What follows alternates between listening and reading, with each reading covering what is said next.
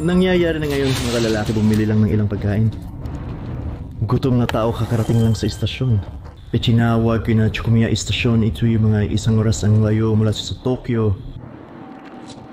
At magkikita kami ng Bros of Decay, dapat nandito na sila sa loob ng mga 10 minuto. Maligayang pagdating sa pamilya ng Ronan.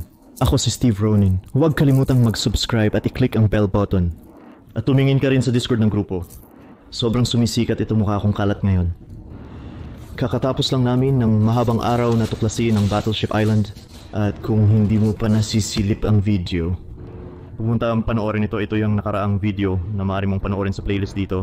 O ang video dito lamang sa pamamagitan ng pag-click dito, ang kamay pababa sa aking numero. Unong abandoned spot sa mundo, at ito'y isang tunay na legit na video na kinunan ang buong bagay sa 4K. Alam ko na magugustuhan ninyo ito sa aking pinakamahusay na exploration. Ngunit ang pinakamagagaling na pagsisiyasat ay hindi natatapos. Alam na ninyo yan, mga kaibigan. Sa Ningen Civil Simpson sa rin ng Fukushima. Mukhang maganda Oo, wala sa mga tindahan ng kaginhawaan sa Amerika na makakahanap ka ng ganito. Yo, Leslie, maganda na makita ka ulit. Maganda na makita ka, bro. Ito ay nag-iisang kog. Yo, Jordy, makikita kita ulit, bro. Oo. Kita cute. Matagal na panahon na, pare. Hintay, ano ginawa ninyo ngayon? Ang nag-iisang bilas. Oo, pasensya na, gusto ko. Hindi naman talaga maganda yung chapel, pero hindi namin yun nakuhanan ng video. Oo, natutuwa ako na nagustuhan ninyo ito.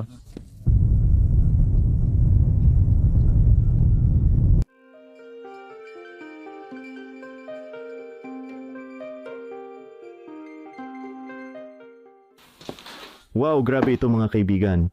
Nakapasok tayo sa isang abandonadong pachinko slot para sa mga hindi nakakaalam kung ano ito. Halos katulad ito ng casino, pero eksklusibo lamang ito dito sa Japan.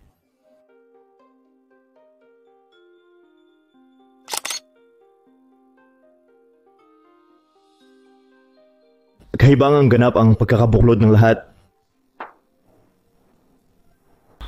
Narito ang counter. Dito sila pupunta para bumili ng mga barya na gagamitin para sa mga pachinko slot machines. At kung nanalo ka, babalik ka, palitan ito para sa mga premyo, at hulaan mo kung ano, nandito pa rin sila lahat. May robot na laruan doon at ilang stuffed animals. Kunin lahat ng mga bag at laruan. At sa nga display counter na dati as in naglaman ng lahat ng mga premyo, ito ay talagang magagandang bagay. Oh,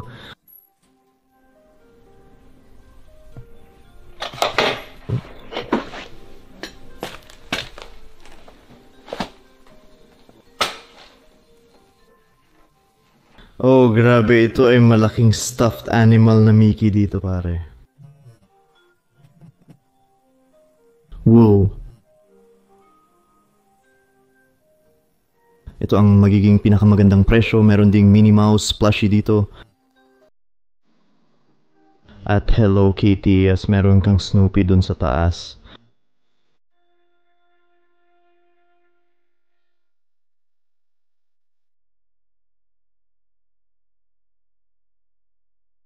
Totoong nagugulat ako ngayon. Na yung mga nainumin ay nandito pa rin. Sa tingin ko hindi ito na-disinfecta.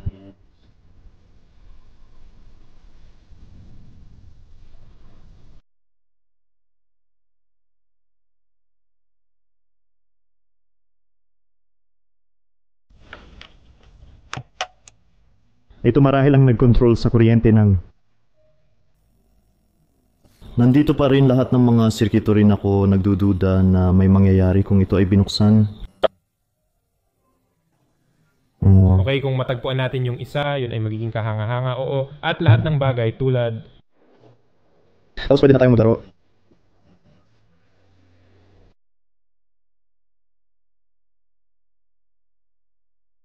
Damay kumuha ng mga pachinko slot machine na ito. At dito makikita mo medyo yung medyo may mga bola na ginagamit para dito.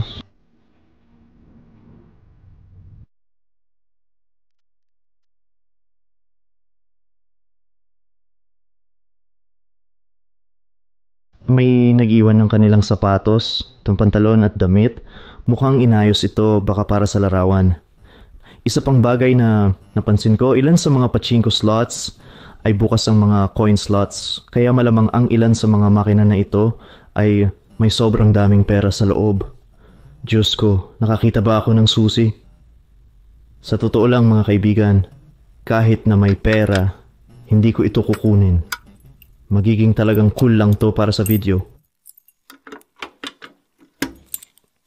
Kung may makita akong kahina-hinala, agad kong ire-report. Lahat ng susi sinubukan ko na pero wala ang gumana.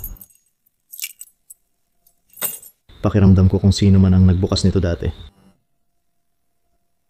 Malamang kinuha na lahat. At may hawak ng susi. May pera pare, may pera. Oh, nakita ko yun. Yun nga. Barya lang naman ang sentimo pero pera pa rin yun. Oh. This is tulad ni Mel. Hapon na nakahanap ko sa lugar na ito, kaya ako nagkinuha na nila lahat ng ibang barya. Oh, walang may gusto ng mga sentimo dito sa Tokyo sa Japan. Oo, yun lang ang magandang parte tungkol sa kanila, tama. Aalis na kami sa gusali ng pachinko. Tingnan mo ang likurang kwarto, may mga computer at TV pa. Wow, lahat. Tama. Tara, nalalaban pa tayo sa mas maraming kotse na ganito habang tayo'y nag-e-explore sa Fukushima. Kailangan nilang iwanan ang lahat-lahat, ang kanilang mga tahanan, ari-arian, kotse at hindi makapaniwala na may mga ugat na ang lumalago.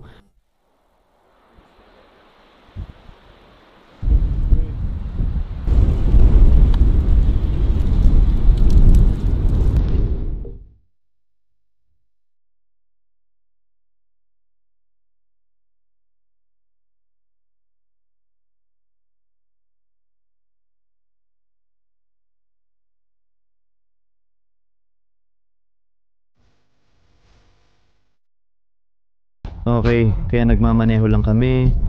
Dumaan kami sa maliit na lugar na ito sa Fukushima.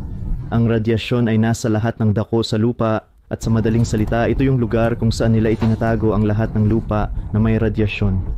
Itinatago nila ito sa ilalim ng mga bag na ito dito. Hindi ko alam kung ano ang ginawa nila pero pinapanatili nila ang kaligtasan nito sa pamamagitan ng mga bag na ito.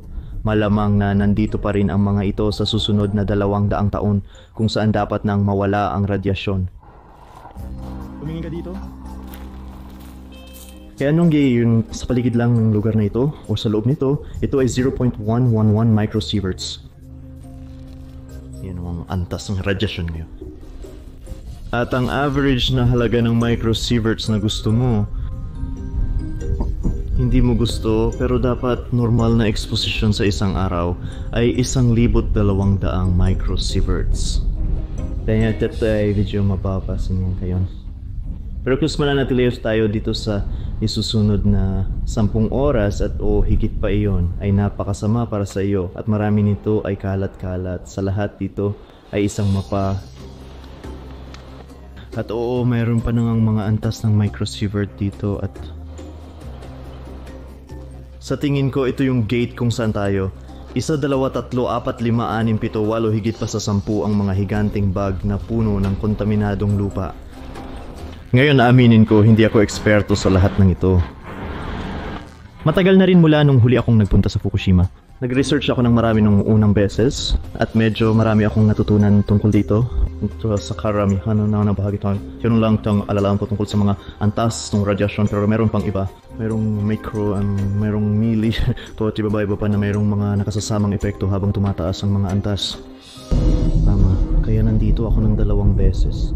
Dumating ako dito nung 2016 at bumalik nung 2018. Hindi 2017 ng tagsibol, marami ang nagbago. Nesong sa aming pagmamaneho, matuparap niyo ang kalsada ang unti-unting nasarhan dahil sa paglilinis ng mga ito bago lumipat sa susunod na lugar.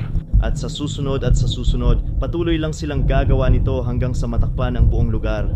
Pinapagiba rin nila ang lahat ng mga gusali habang sila'y naglilinis kaya sa huli, malamang na mapagibabawasan ng buong lugar na ito kung saan kami naroroon ngayon. Lahat ng mga kotse ay patuloy lang sa pagmamaneho. Hindi sila parang mga bisita. Yung parang kami lang ang mga turistang tao ngayon. Lahat ng ito ay parang mga manggagawa.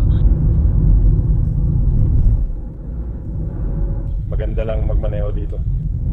Oo, lahat ng mga truck na ito ay dumadaan.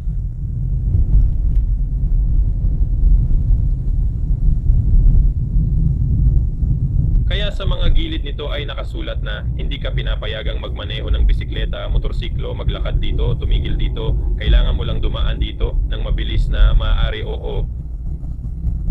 Kailangan talagang umandar ng mabilis. To the gas.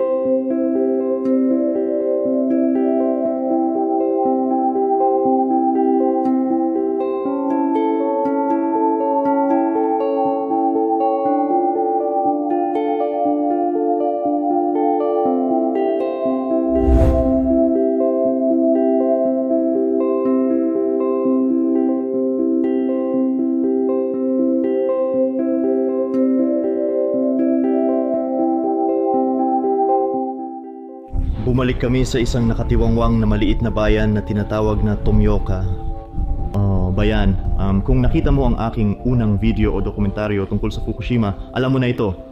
Bibisita ako ulit sa maliit na bayan na hindi ko lubos na na-explore noon para ma-discover ito ng husto ngayon. Yung kalinga akong yung tinatahak ngayon ay ang napakasikat na kalye ng Tomioka para sa mga cherry blossoms. Tulad sa nung yung Luis Davis pa ipakada may ay kahanga-hanga. Huli na kami nang dumating. Sa tingin ko 3 araw nang ganap ang pagbubukad nila. Pero kaibigan, kung mahal mo ang mga cherry blossoms at pupunta sa Japan, ito talaga ang lugar na dapat mong puntahan. 2 taon na mula nang dumating ako dito at marami talaga silang ginagawa. Maraming manggagawa ang nandito noon na naglilinis sa lugar. Pero simula ngayong taon, opisyal na silang tapos. At maraming tao na dati nakatira dito ay maaari nang bumalik.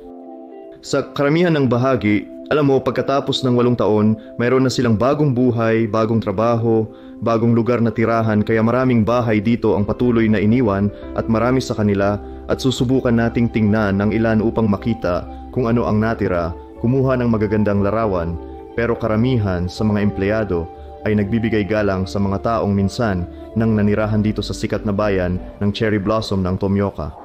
Oo, ito ay isang cafe dito sa maliit na bayan at sa tingin ko ito ang tanging cafe. Kaya noon ito ay maaaring naging talagang sikat para sa mga lokal dito na kumuha lamang ng tasa ng kape at simulan ang kanilang araw. Oo, pare, tingnan mo ito. Ang display ay nandito pa rin. Ang pangalan kagalan ni Tayo tinatawagan mo na Yon Cafe, tunog Chino, kaya baka pag-ari ito ng isang Chino. Grabe, kahit lahat ng mga bahay na ito ay iniwan at ang mga pinto ay bukas na bukas sa cafe na ito, madali lang talaga tayong makapasok. Mukhang may isang squatter na nanatili dito.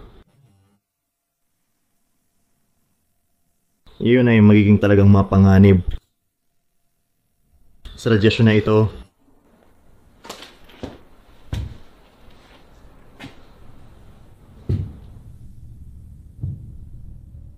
ako ay sobrang masaya na makabalik dito at talagang tuklasin ang ilan sa mga gusali at pumasok sa loob ng mga ito. Dahil noong huling beses, hindi ko nagawang gawin iyon. Marahil ang mga ito ay ilan sa mga may-ari o mga taong nagtrabaho dito. At tingnan mo, may mga larawan sila mula sa kanilang mga paglalakbay. at tila nagpunta sila sa Cambodia at may kalendaryo na kasunod nito na nagbabalik tanaw sa panahon ng nuklear na sakuna at kung kailan kailangang umalis ng mga tao. Sa totoo lang, sa tingin ko ang mga taong dating nagmamay-ari ng lugar na ito ay hindi talaga Hapon.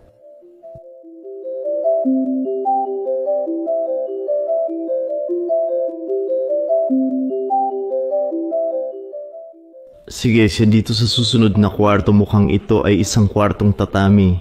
Kaya pakiramdam ko sa kapehan na ito, ang pamilya ay talagang nakatira rin dito.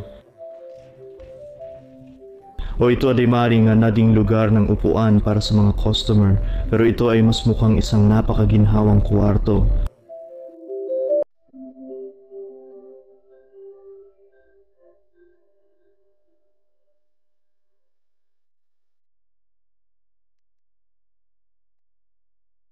Oh my gosh mga kaibigan, merong stuffed animals dito. Pero hindi lang ordinaryong stuffed animals. Meron tayong Totoro plushie. Sa bahay, oh my god, mahal ko ang Studio Ghibli kaya ang makakita nito ay talagang nagpapakilig sa akin. Pero palagay ko may mga bata rin dito. Posible talagang umasa ako na okay ang pamilya.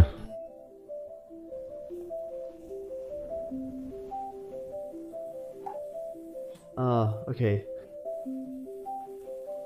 Hindi pwede dito pala ay isang altar. Sila ay nagdarasal dito.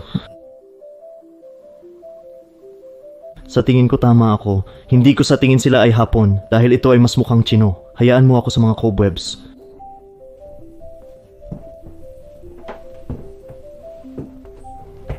Oh, no, ito ay kahibangan. Alam ko na tama ako dahil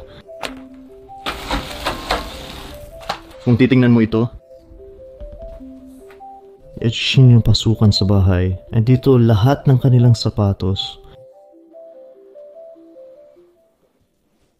At dito nila nilalagay ang kusina. At tingnan mo ang kawaling iyon.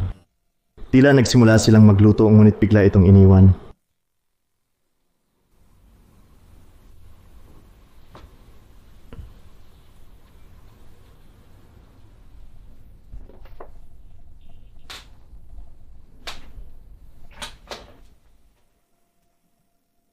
Yung kalendaryong ito ay nagsasabing 2010 dito. Meron ding pangalawang palapag dito. Wow.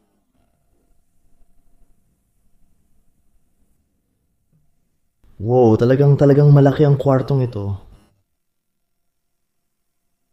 Meron ka lahat ng mga unan dito para matulugan.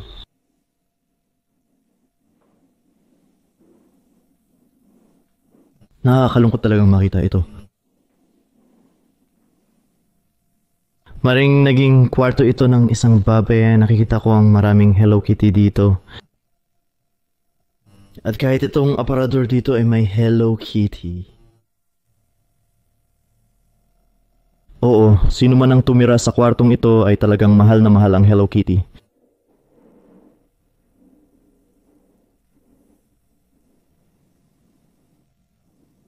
At ay para sa alahas. Talaga namang maganda ang kanilang tanawin at sila ay nasa tabi lang ng Cherry Blossom Road.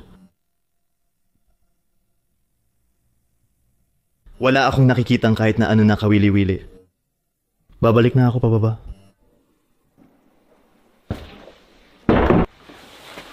Ito ay bahagi talaga ng isang kimono. Ito ay talagang mahal. Sige.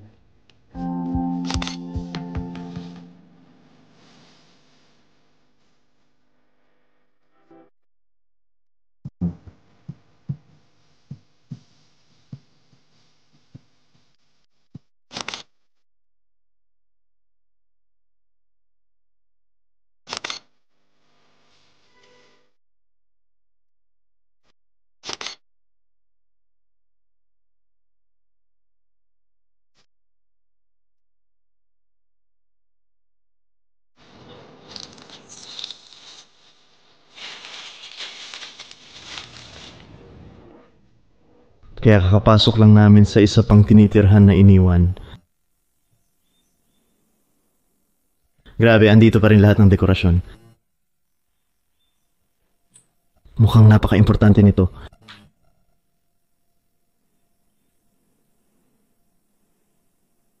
May sulat din dito.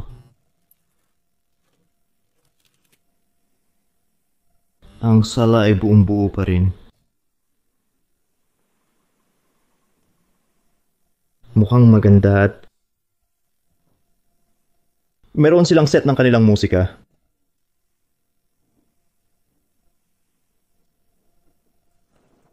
SNY isang parangal.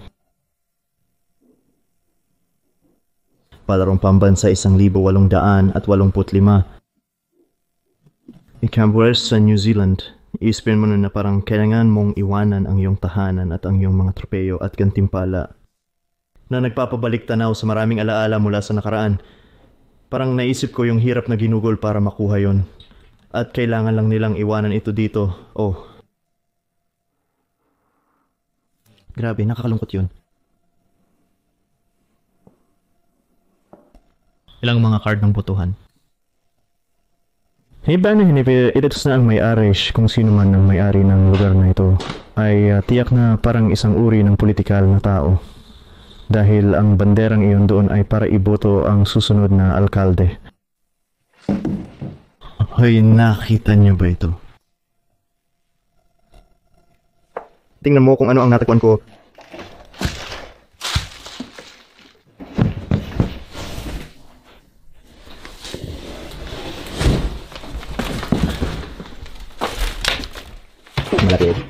Malapit doon sa mga. Ito'y para sa pagsasanay. At talagang masakit ito. Watch team ko ba ipag-live gamitin? Wow, tingnan mo yan, Charlie. Oh. What? Isang kamay lang ang ko. Tol, nandito ako para sa'yo, Astig. Oh, pare. Wow. Oh. Lalaki. Oh, lalaki.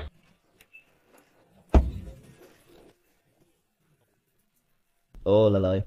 Wow! Meron kang malagandang mga mata. Napansin mo ba kung saan ito inilagay? Inilagay ito sa silid na ito at direktang katabi nito. Sa mga katunayan, maaari mong buksan ang pintuang ito at lumabas sa lugar na mukhang dojo. Kaya malamang na nag-practice sila sa labas kung sino man ang nakatira dito sa pag-practice. Kung paano lumaban gamit ang isang samurai sword. Malamang na makahanap tayo ng samurai sword dito kung talagang susubukan natin. Subalit patuloy tayo sa kusina.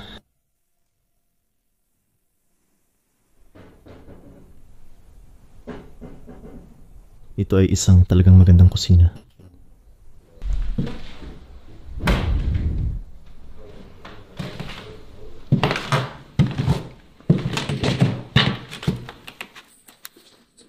Nakahanap lang ako ng ilang mga larawan dito.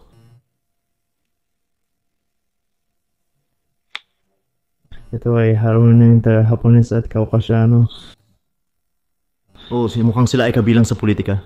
Wow! Ang pintuang ito at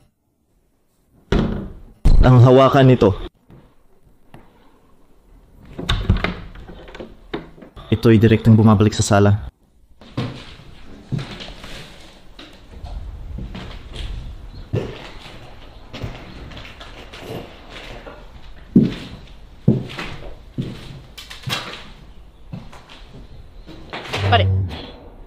Ito ang harapang pasukan ng bahay at meron pa rin tayong aparador ng sapatos na puno pa rin ng ilang tsinelas. Anong balita? Nakakita ako ng maraming dumi ng hayop sa loob ng bahay. Napansin mo rin ba ito sa lahat ng mga bahay? Oo, nakita ko rin. Hindi ko alam kung ano ang mga hayop na ito pero malalaki ang mga tumpok. Kaya nagtataka ako kung baka makahanap ka ng isang bagay na inakala kong mga soro. Baka mga radioaktibong soro, meron bang kahit anong cool sa itaas? Baka ang banyo. Ang banyo. Oh. Kaya kung maraming mga hayop ang pumapasok sa mga gusaling ito dahil malamang iniwan nila ang pagkain ng kailangan nilang lumikas.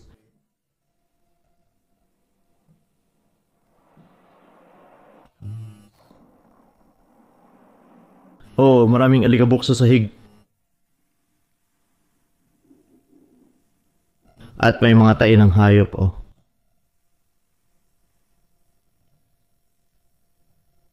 Nakakamangha, unang beses kong nakakita ng napakaraming libro sa loob ng dating bahay ng hapon.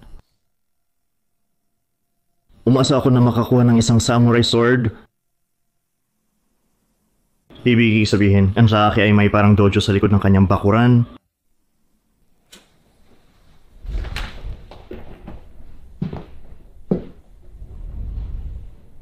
Tila ito ay dating maliit na opisina.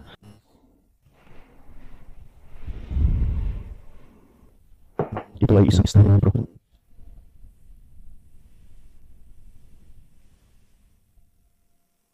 Kailangan kong i-check kung may espada ng samurai. Isang tunay na isa. Sa tingin ko, tinanggal nila yon. Mahalagang pag-aari o malamang kaya wag isipin nila bilang isang samurai. Hindi ka dapat umalis ng iyong samurai sword. Totoo yon, ginawa ko lang iyon, pero malamang na totoo yon. Sa tingin ko, ito'y isang kabiguan. Kung ako'y aalis at maglilikas, magtatanong ako kung nasaan ang aking samurai sword.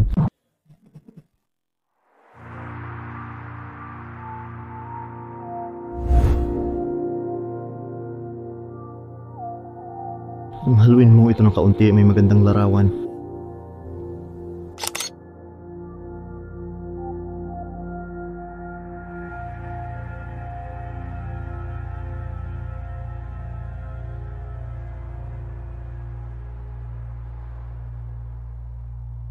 Sige, magmamaneho na kami. Dumidilim na kasi kaya wala na kaming oras para tuklasin pa ang ibang mga abandonadong gusali.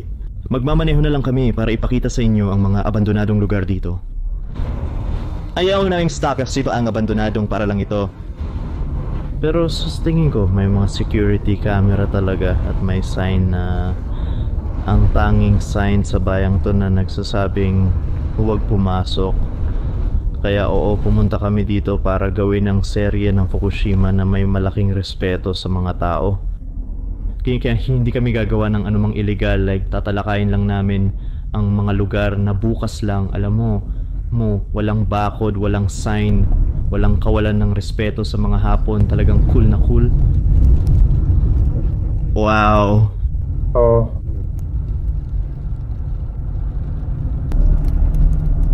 Ito yung nakita na natin. Oo. Oo. Kayo ba ay naglakad-lakad Oo. Nagpapalipad lang ng drone. Iyan ay iniwan sa tindahan. Mga kaibigan, tingnan ninyo ito. Nagpapagasolina kami sa Japan. Sila ang nagpupuno ng gasolina at naglilinis ng iyong mga bintana para sa iyo. Ito ba ay credit card o cash? Cash? Cash. Wow. Ang babait nila.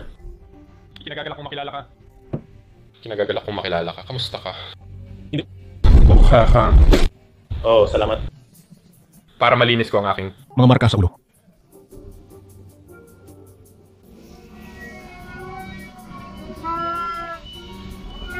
nagpapaalam sila sa mga tao. Ito'y medyo mas mahal pero oo, nililinis nila ang iyong mga bintana. Ikaw ang pinakamahusay.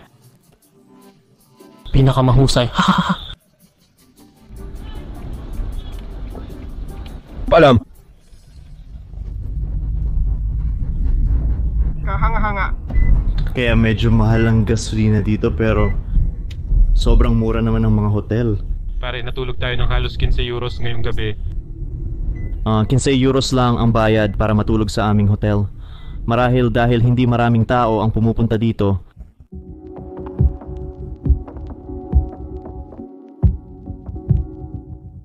Hindi pwedeng. Mga kaibigan, Sige mga kaibigan, kaya pagkatapos ng serbisyong gas na iyon ni Mason, dumaan kami sa kalye at nakita namin itong Lancaster Evo 7. Kaya nakikita namin na mas maraming kotse ang naiiwan tulad nito. Kaya maaari ko lamang maisip kung gaano karami pang sports car at mahal na kotse ang naiiwan din. Hindi ako sigurado pero hindi ko alam kung magkano ito, pero naniniwala ako na kung gusto mo, maaari kang bumili ng isa na bago ang kondisyon sa halagang 40,000 dolyar ng USO. Grabe. Sino man ang dating may-ari ng kotse na ito, nararamdaman ko ang kanilang sakit. sa pamamagitan lamang ng pag-iiwan dito. Nakakalungkot.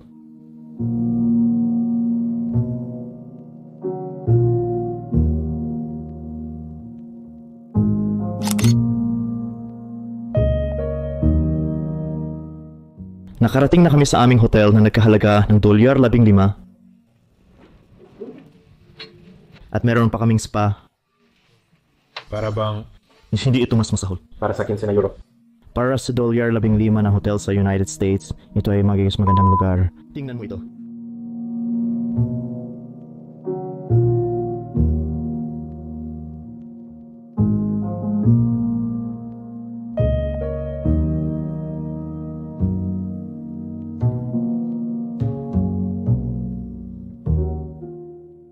As ngayon ay nakarating na kami sa ibang lokasyon ng kotse na nakita namin habang nagmamaneho.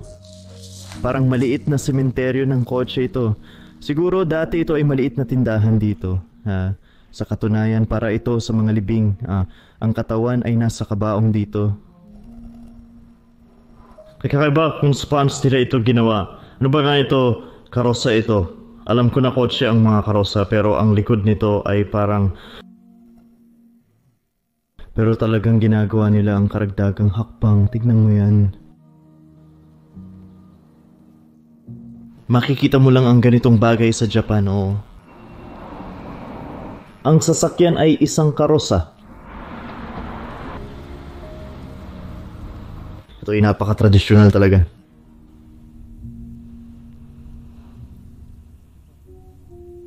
Oh my gosh, meron tayong Ford na kotse dito. Naniniwala ako na ito ay ang Ford LTD2.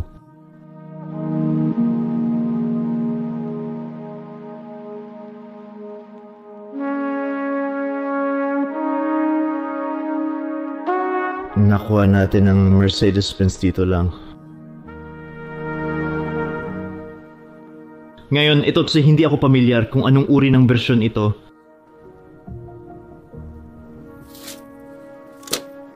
Pero sa tingin ko, ito yung Benz E-Class W210. Maaaring mali ako tungkol dito, pero kasi itsura ng mga ilaw na dati rito, sigurado ako na yung dito ay dapat parang ang dealership ng kotse.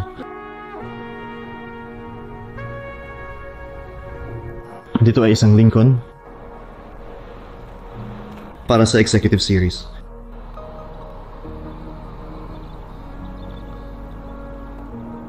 Wow, kaya ito ay isang Chevrolet Chevelle. Hindi ako sigurado kung anong taon ito. Pero mataas ang presyo nito. Marahil mula sa 30,000 hanggang 40,000 na dolyar ng US. Ay nako, sigurado akong nalulungkot ang mga mahilig sa kotse habang tinitingnan ito.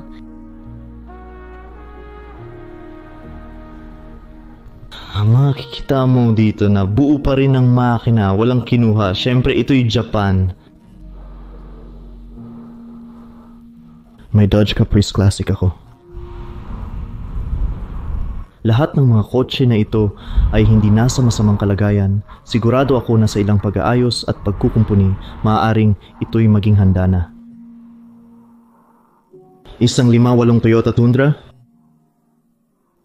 Salat sa grabe, ito ang pinakamaganda dito, ang Nissan.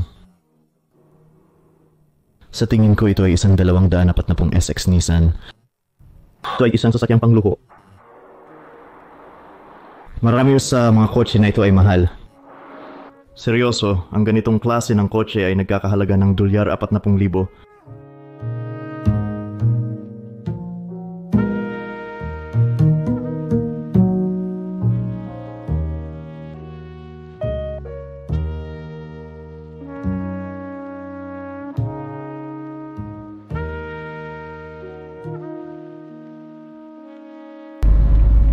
Kaya nag-aiming pinagmamaneho sa paligid. Gusto talaga namin gawin itong iniwang tindahan ng Sega na puno ng video games at arcades. Pero sa ngayon sila ay kasalukuyang gumagawa ng kaunting trabaho. Kailangan nating makita, pero kami rin ay may limitasyon sa oras.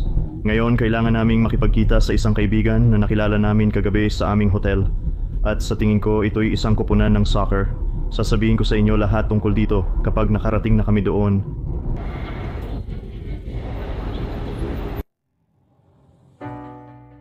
tayo para sa video. Video.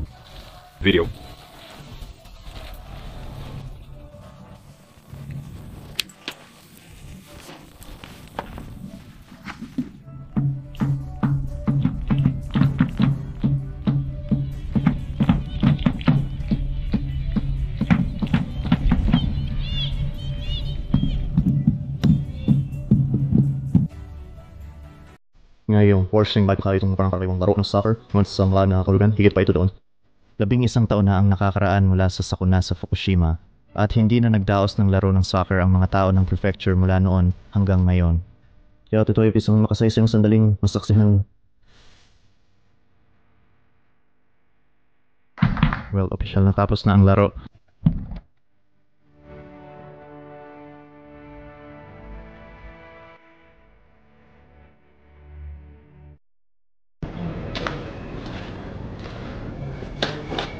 Anong nangyayari mga kaibigan?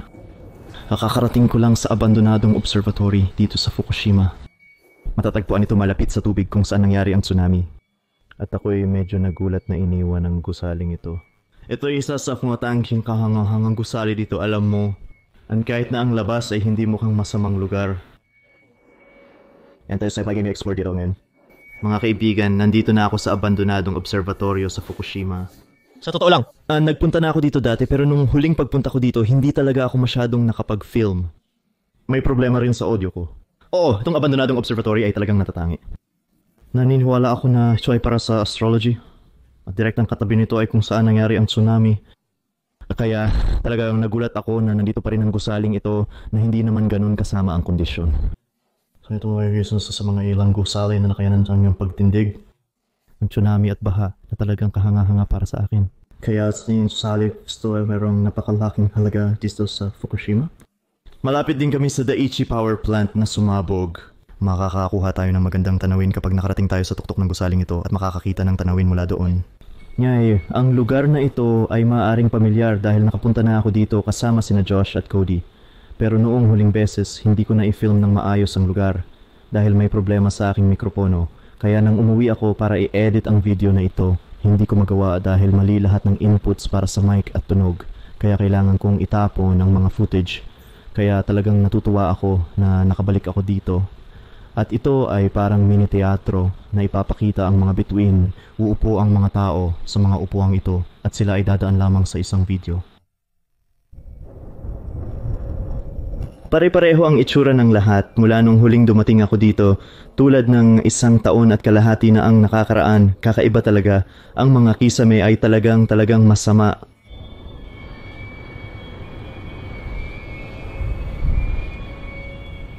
Pero hindi ako makapaniwala parang sa sahig na ito. Hindi mukhang masama dahil ito ay tinakpan ng baha. Ang buong gusali ay nalulubog sa tubig. Hindi ko maipaliwanag kung paano nakaligtas ang gusaling ito sa tsunami.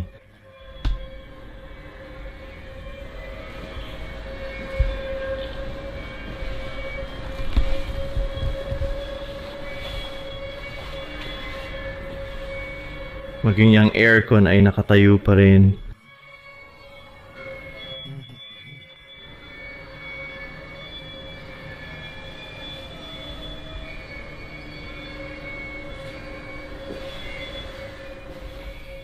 Hindi mo talaga gustong work ng anuman dahil palabaing radiation lalo na kapag na-contaminate ka nito. Kaya iniiwasan kong hawakan ng mga bagay habang nasa Fukushima ako. Mukha na Charles Padding na isang tropeo. Marami pa yung mga binder na may mga tala at mga libro. Sa magandang kondisyon din. Baka may namimiss ako dahil dapat ay nadala na ng tsunami ang mga bagay na ito.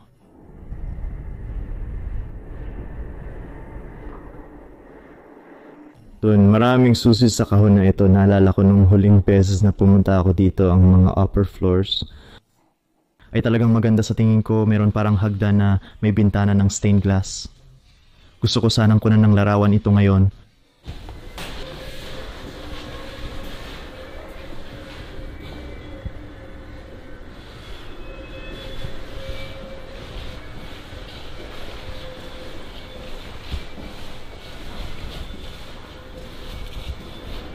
Sa tingin ko, ito'y nasa dulo ng pasilyong ito. Ito ang banyo. Oo, noong huling beses na pumunta ako dito, hindi namin mabuksan yung mga pintuang ito. Talagang malaki talaga. Ako'y nagtataka na dati itong naging tuluyan din.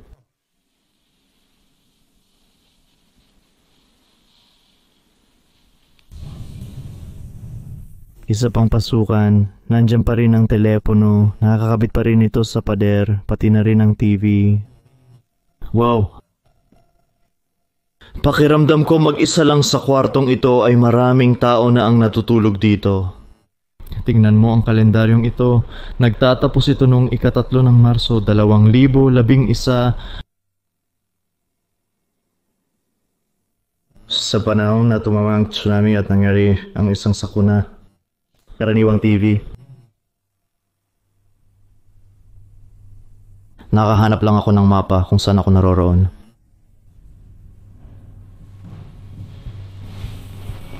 Ito ang isa sa aking paboritong hagdanan sa isang abandonadong gusali na aking na-explore. Nagpapaalala ito sa akin ng parang galing sa Disney o Kingdom Hearts.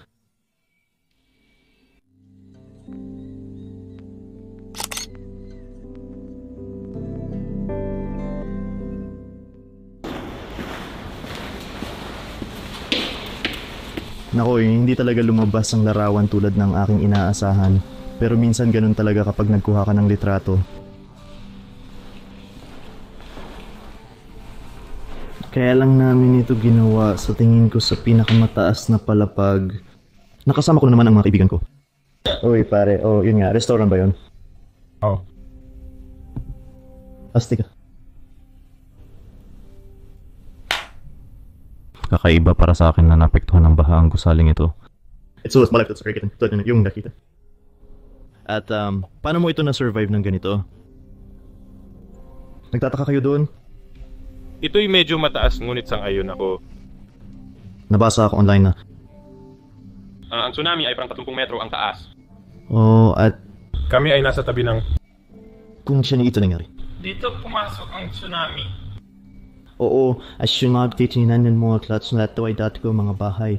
Ang Chechen ka na ikuwet na lahat like ito ay parang isang tigang na lupain maliban sa mga gusaling ito. Pero bago lang ang mga iyon. Kakatayo lang yata, may mga pabrikang itinayo rin. Para sa kontaminasyon, may kinalaman ito sa kontaminasyon, may proseso sila tungkol dito, baka ang lupa. At ang tubig ang... Tutubig ilan sa mga gusaling ito ay may kinalaman sa kontaminasyon. Nawawalan tayo ng maraming liwanag ng araw ang kwartong ito. Ang kwartong ito ay maganda rin ng kisame.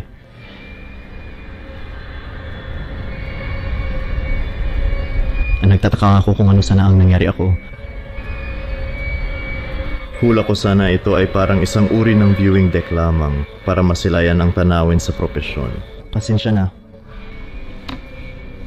Pasensya na sa ingay kanina. Siguro may ginagawa sa labas malapit sa lugar na mukhang pabrika. Ito ang tuktok ng obserbatoryo.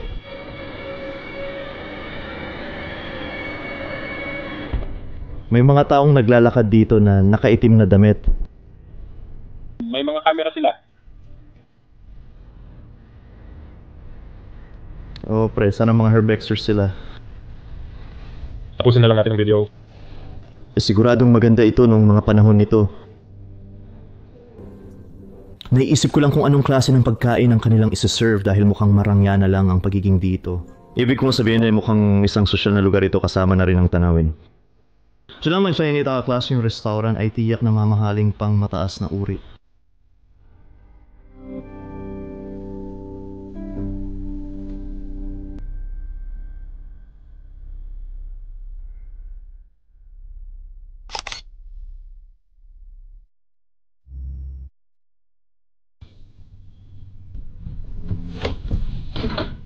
Ito naman ang kusina at may mga bote ng alak at sake.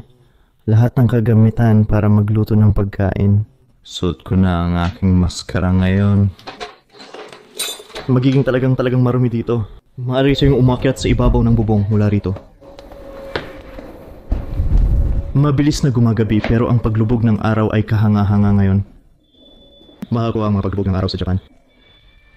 Tingnan mo ang paglubog ng araw sa likod ko. Sobrang kahanga-hanga, mahal ko ang mga paglubog ng araw sa Japan. Parang lahat sila ay kulay kahel at lila at asul. Makita ang kapulahan ng Pagbaharin hanggang sa itaas ng bubong, kaya talagang kakaibang gusali. Pero isipin mo ang pagkakita. Isang malaking alon mula sa karagatang ito. Dapat talaga itong nakakatakot. Sino ang may alam kung itutuloy nila itong lugar na ito? Sana ay maibalik nila ito, pero pakiramdam ko ay sisirain nila ito sa lalong madaling panahon. Kaya masaya ako na napuntahan ko ito at nadokumentaryo habang nakatayo pa ito.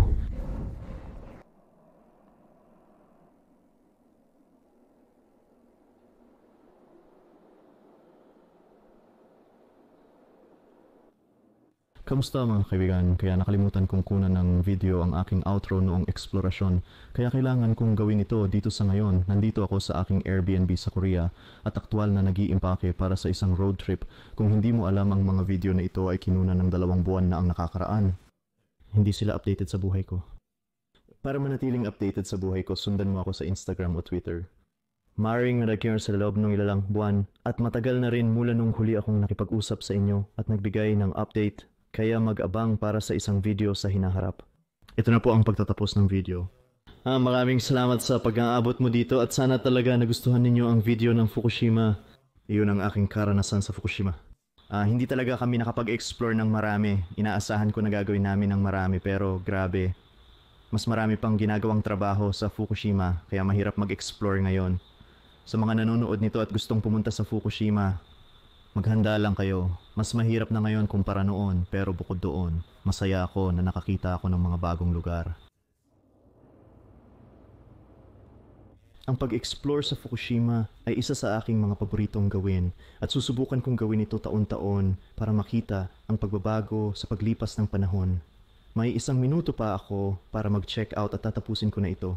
Salamat at kung nagustuhan mo ang video, mag-subscribe, pindutin ang notification bell, mag-iwan ng komento sa ibaba at ibahagi ang video. Manatiling totoo sa sarili at hanggang sa susunod na adventure. Kapayapaan!